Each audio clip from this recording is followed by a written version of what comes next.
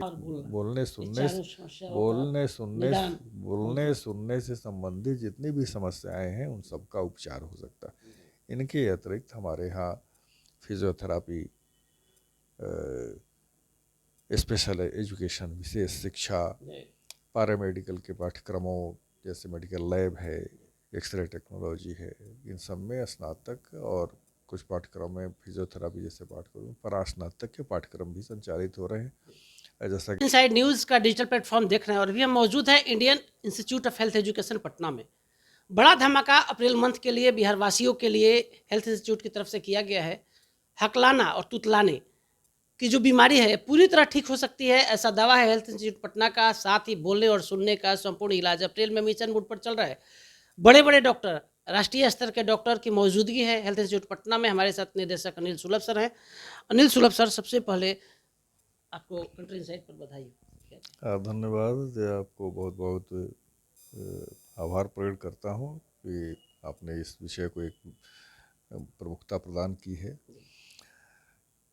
Indian institute of health education and research Beur Patna अपनी स्थापना वर्ष 1990 से लेकर निरंतर न केवल प्रशिक्षण के कार्यक्रम में, वो चाहे पुनर्वास विज्ञान, विकलांगों के पुनर्वास विज्ञान से संबंधित विषय हो, समस्याएं हो, बीमारियां हो, बल्कि इनमें प्रशिक्षण दे करके विशेषज्ञों को तैयार करने का काम हो, पैरामेडिकल के विद्यार्थियों को तैयार करना हो, प्रशिक्षित करना हो, लगातार ये कार्य ये संस्थान करता रहा है। और निरंतर शिविर आयोजित कर, स्वास्थ्य शिविर, पुनर्वास शिविर, विकलांगता पुनर्वास शिविर आदि ऐसे शिविरों को के आयोजन कर निःशुल्क सेवाएं भी देता रहा है पीड़ित मानवता को, विशेष रूप से विकलांगजनों को। उसी क्रम में, उन्हीं शिविरों के क्रम में इस अप्रैल माह भर के लिए विशेष रूप से जिनको बोलने और सुनने से संबंधित समस्याएं हैं, बीमारियां हैं, उनके उपचार के लिए, उनकी जांच और उपचार दोनों के लिए एक कहिए कि एक मासीय शिविर आहूत हुआ है। 2 अप्रैल को इसका विधिवत उद्घाटन हुआ और तब से प्रतिदिन ऐसे समस्याग्रस्त लोग आ रहे हैं और उनकी थेरापी हो रही, उपचार हो रहा है। हमने पहले भी अनेकों बार बताया है, आपके माध्यम से फिर बता रहा, वो चाहे हकलाने की समस्या हो, तुतलाने की समस्या हो, या समस्या एक ऐसी भी होती है कि कोई पुरुष है लेकिन उसकी आवाज़ स्त्रियों की तरह से है, उसका स्वर स्त्रियों जैसा है, और इससे संबंधित जितनी भी समस्याएं हैं, बोलने और सुनने से संबंधित, उन सभी समस्याओं का उपचार आज संभव है। आज तकनीक स्पीच थेरापी में इतनी आगे बढ़ चुकी है कि अब एक दिन के बच्चे की भी जांच हो सकती है और पता किया जा सकता है कि ये बच्चा सुन सकता है कि नहीं सुन सकता है।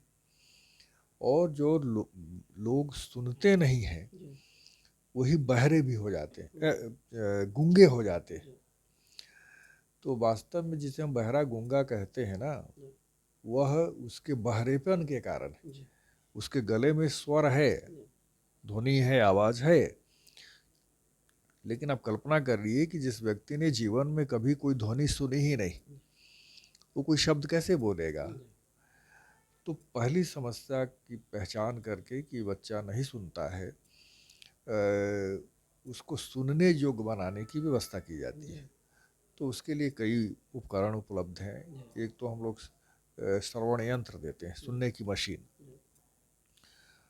सुनने की मशीन लगाने से बच्चा या व्यक्ति सुनने लग जाता है। जब पहली बार वो सुनेगा तब वो संसार की ध्वनि सुन पाएगा, शब्द सुनेंगे। फिर उनकी थेरापी देकर, उनका उपचार करके उनको बोलने योग्य बनाया जाता है। और अगर छोटे बच्चे की पहचान अगर हो गई पहले और उन्हें शुरू में ही श्रवण दे दिया गया, तब उन्हें थेरापी देने की भी बहुत आवश्यकता नहीं पड़ती, क्योंकि वो सुन करके दूसरे बच्चों, जिस तरह से दूसरे बच्चे बोलना सीखते उसी तरह से बोलना सीख जाते हैं। लेकिन जिन्होंने कभी सुना नहीं, वे नहीं सुन पाते हैं, बोल पाते। तो जो नहीं बोल पाते हैं उनके लिए अलग से स्पीच थेरापी की व्यवस्था की जाती है और उस बोलने लग जाएंगे। और ये जो समस्या आती है हकलाने तुतलाने की, ये एक दूसरे प्रकार की समस्याएं हैं, लेकिन इनका भी उपचार स्पीच थेरापी के माध्यम से किया जाता है, हो सकता है। नामांकन की प्रक्रिया भी सर जारी है अभी नए एकेडमिक सेशन के लिए, नए शैक्षणिक सत्र के लिए इन पाठ्यक्रमों में नामांकन की प्रक्रिया भी शुरू हो चुकी है। और हमारे यहाँ जो पाठ्यक्रम चलते हैं, जो भी पाठ्यक्रम चलते हैं, हर एक पाठ्यक्रम ऐसा है जिसमें प्रशिक्षण लेने के पश्चात किसी भी प्रशिक्षित व्यक्ति को एक दिन के लिए भी बैठना नहीं पड़ता है। एक तो उनके हाथों में ऐसा हुनर आ जाता है कि वो एक अत्यंत भारी से सामाजिक समस्या से जूझ रहे व्यक्तियों को उनका उपचार करके ठीक करते हैं, उनको समाज में ऐसे सम्मानपूर्वक जीने योग्य बनाते हैं। और इन्हें चूँकि इन ऐसे प्रशिक्षित व्यक्तियों की संख्या बहुत थोड़ी सी है, इतनी कमी है पूरे वैश्विक स्तर पर कि इन्हें तत्काल जो है अविलंब रोजगार भी मिलता है, स्वरोजगार भी मिलता है। ये अपने स्वयं से थेरापी देने का अपनी क्लिनिक भी चला सकते हैं, बल्कि बहुत सारे काम पड़े हुए हैं पूरी दुनिया में। इसलिए पूरी दुनिया भर में ऐसे प्रशिक्षित व्यक्तियों की भारी कमी है और मांग है। इसीलिए अनिल सर, एक अंतिम सवाल हम आपसे लेंगे। 90 में आपने अपने कॉलेज की यात्रा शुरू की, हेल्थ इंस्टीट्यूट का स्थापना हुआ। आज आपके जो छात्र हैं, देश हो विदेश हो, कतर हो ओमान हो, हर जगह मौजूद हैं, सेवा कर रहे हैं। कैसा लगता है सर आपको, कैसा महसूस होता है सर? ये तो बहुत ही आनंद का विषय है, परितोष का विषय है। कोई भी व्यक्ति अगर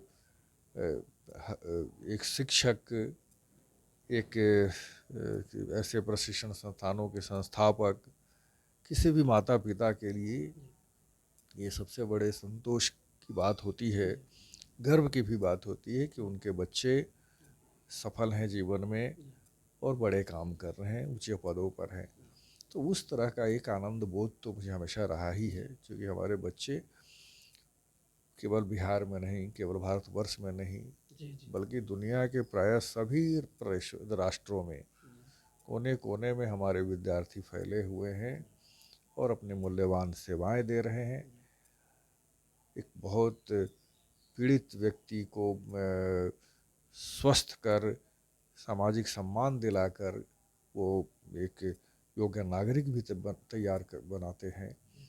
और स्वाभाविक रूप से जो सेवा दे रहे हैं उनकी आर्थिक उन्नति भी हो रही है और संतोषजनक धन कमा रहे हैं और समाज में प्रतिष्ठा अर्जित कर रहे हैं। अंत में जो हमारे बिहार के दर्शक हैं, कंट्री इनसाइड के दर्शक हैं, झारखंड के दर्शक हैं, असम के बगल बगल के जो राज्य हैं, हमारे उत्तर प्रदेश के राज्य, क्या अपील करेंगे?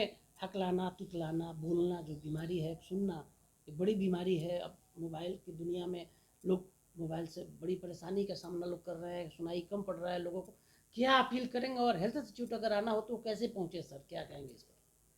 हेल्थ इंस्टीट्यूट का तो पता है, Indian institute of health education and research, जो बेउर में, जहाँ भारत सरकार की कारा भी है, उसके पास ये इंस्टीट्यूशन अवस्थित है। कहीं से भी आ सकते हैं, सब जगह से सारे मार्ग खुले हुए हैं। और जो महत्वपूर्ण बात संदेश यह है हम कि ये सारी समस्याएं दूर हो सकती हैं। हकलाना तुतलाना, सुनना और बोलने सुनने से संबंधित जितनी भी समस्याएं हैं उन सब का उपचार हो सकता है। इनके अतिरिक्त हमारे यहाँ फिजियोथेरापी,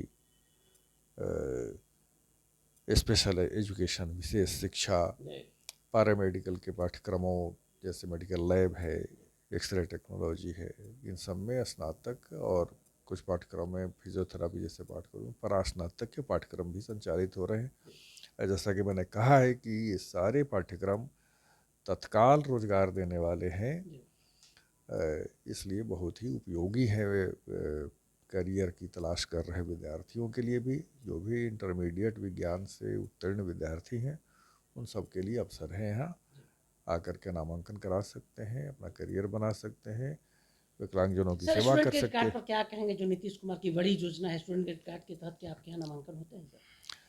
स्टूडेंट क्रेडिट कार्ड एक बड़ी अच्छी योजना है सरकार की, और इसमें विद्यार्थियों को एक प्रकार से बहुत ही मामूली सूद के ब्याज पर उन्हें फीस की राशि मिलती है। लेकिन एक इसमें कहना रह गया है कि जो पाठ्यक्रम चयनित किए गए हैं सरकार की ओर से, उन पाठ्यक्रमों में अनेक पाठ्यक्रम छूट गए हैं जो इस क्रेडिट कार्ड की योजना के अंतर्गत नहीं है। तो जो संस्थाएं मान्यता प्राप्त भी हैं, वे भी उन पाठ्यक्रमों के लिए विद्यार्थियों के लिए वो सुविधा नहीं उपलब्ध करा पाती हैं संस्थाएं। अब जैसे हमारे यहाँ ही जो फिजियोथेरापी पाठ्यक्रम के लिए एक ये सुविधा प्राप्त हो रही है, स्टूडेंट क्रेडिट कार्ड की योजना का लाभ मिल रहा है, ऑक्यूपेशनल थेरापी के लिए मिल रहा है। लेकिन स्पीच थेरापी है, audiology and speech language pathology बहुत ही महत्वपूर्ण पाठ्यक्रम है, जिसकी पूरी दुनिया में बहुत मांग है। उसके लिए मेडिकल लैब टेक्नोलॉजी के लिए, मेडिकल रेडियो इमेजिंग टेक्नोलॉजी के लिए, जिसको एक्सरे कहते हैं, इन पाठ्यक्रमों के लिए ऐसे पैरामेडिकल के अनेक पाठ्यक्रमों के लिए बिहार सरकार नहीं दे पा रही है ये सुविधा। तो मैं समझता हूँ कि राज्य सरकार को इस पर ध्यान देना चाहिए, और जितने भी रोजगार प्रदान करने वाले पाठ्यक्रम हैं, मान्यता प्राप्त संस्थान हैं, उन सभी पाठ्यक्रमों के लिए राज्य सरकार को ये राशि देनी चाहिए।